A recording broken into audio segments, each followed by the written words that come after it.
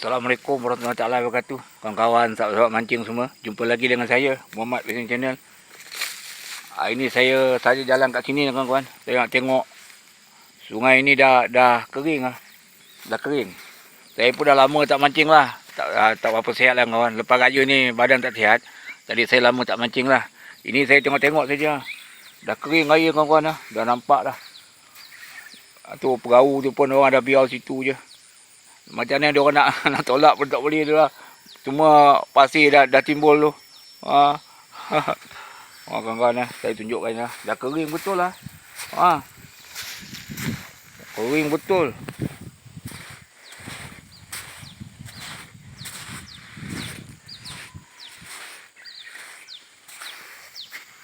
Kawan sini main cukup dalam air ni kan. Lepas saya sekarang dah boleh pijak je. Sini ada yang mancing sini sok kawan-kawan. Ada. Ada orang mancing sini. Kering betul air kawan-kawan kemarau kan.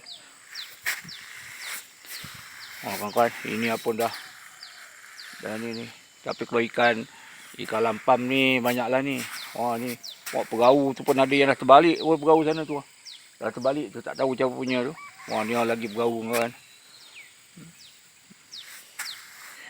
Okey kawan saya ni saja je start mancing lah. Lama tak mancing. Badan tak bersihat lah kawan-kawan. Saya pun lama tak buat konten lah.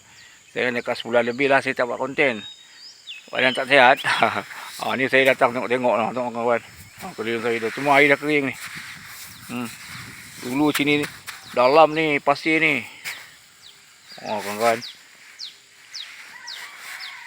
Tapi kalau sini kalau rajin cari baung tu. Ada tu pakai umpan busuk tu kan. Ni ada ni. Air kerung macam ni memang ada baung ni.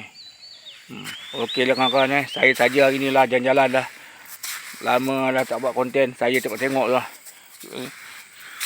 Saya spot lama ni Kalau sihat badan ingat nak mancing kejap lah. Okey kawan-kawan. Sekian saja konten saya. Assalamualaikum warahmatullahi wabarakatuh.